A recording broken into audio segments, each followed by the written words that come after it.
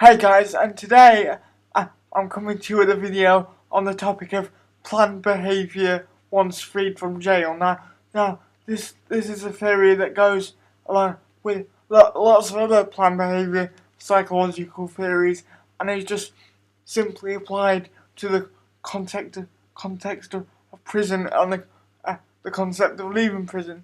So there's all sorts of theories of motivation, and this is just one of them.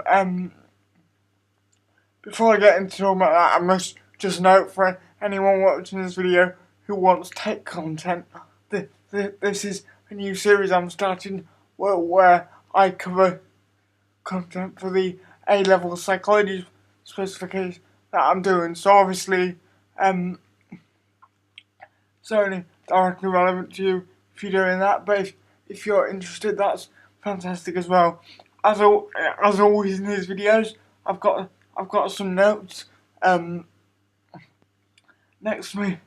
And when talking about planned behaviour when freed from jail, it's important to note that in the last psychology video and in many of the psychology videos, when I talked about the cognitive interview, we haven't started that section of the syllabus yet, but we have started this section, the prison section, that the planned behaviour once freed from jail is part of.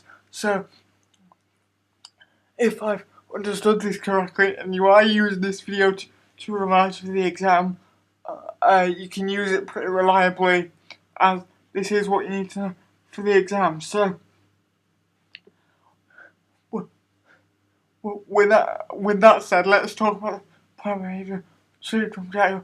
It basically stems on the fact of whether or not the offender has control over whether they have control over their own behaviour or not, because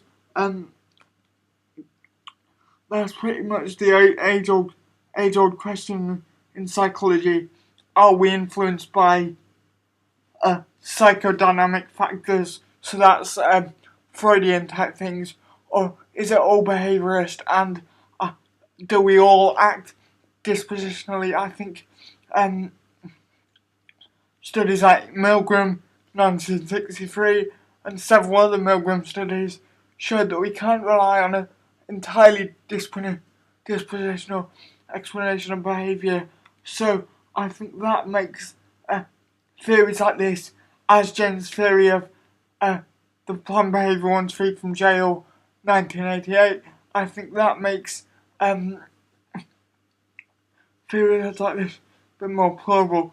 Anyway, as I was saying, what it stems around is something called perceived behavioural control, and what that obviously is whether the offender sees or thinks that they can control their behaviour, or whether they think it's outside factors that are controlling their behaviour. Because it's this idea: if you take responsibility for your own actions, you will be able to control them. So I've got that in my notes here. Having a positive intention to staying out of prison is the key to success, and I believe that really, and that's the idea here. But the idea is also that there are several factors that might influence this. So one is perceived behavioural control, and that's obviously what we've been talking about, how much you think you're in control of your behaviour, and the other one, and this is important, there's something called subjective norm, and that's your, or in this case the offender's, subjective interpretation of what is normal. So obviously the idea of normal is always subjective. It's different for different people.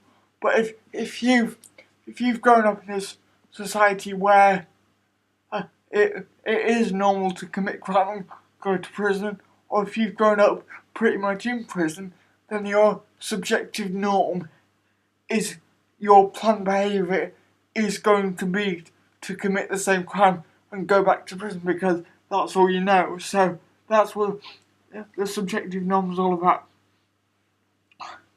So we've got perceived behavioural control, subjective norm, and the next one is attitude towards going straight. So this really is just sort of simply how hard you can try. And I've got my little flow diagram here. This all links to intention not to reoffend. There might be other factors affecting whether you reoffend or not, like your subjective norm as we were talking about, but it all links in at the end of the day to your intention to reoffend. And obviously, the next bit is if you have the intention to reoffend, then it'll go back to the start, and you'll exhibit behaviours to make sure you don't get rearrested and you stay out of prison. So those are the big guns behind Azjen's theory of planned behaviour once free from jail, 1988. It's about perceived behavioural control. So again, how much you're in control of your behaviour. It's about subjective norm and something called the nominative norm, I think, which is actually what's normal. Be aware that nominative norm isn't on the diagram that I've been given, so that might not be essential, but it's what I've seen on several other websites, and that is the real norm. And then the subjective norm is what the offender classes as normal. That's kind of been influenced by the surroundings and situational variables, really. So it's those three things, really. What you think of as normal, how far you think you're in control of your behaviour, and your attitude to staying out of prison. So you're not going to stay out of prison if you want to go back to prison. That's the idea of that, basically. So that's Azjen's theory of planned behaviour once freed from jail.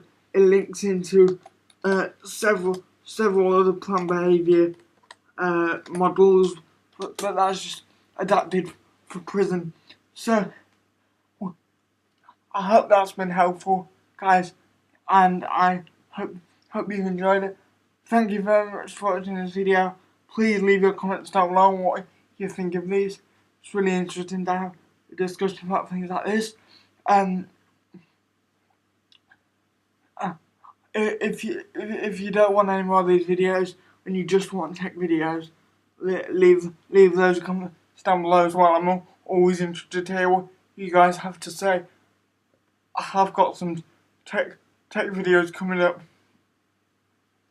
in the future, some quite interesting ones. But if you don't want any more of these videos, just say, and I won't do any more of them. So anyway, guys, thanks for watching this video. Like I said, leave your comments down below and hit up my website as well, tom-rogers.com. There's a whole bunch of interesting content over there, so certainly check that out.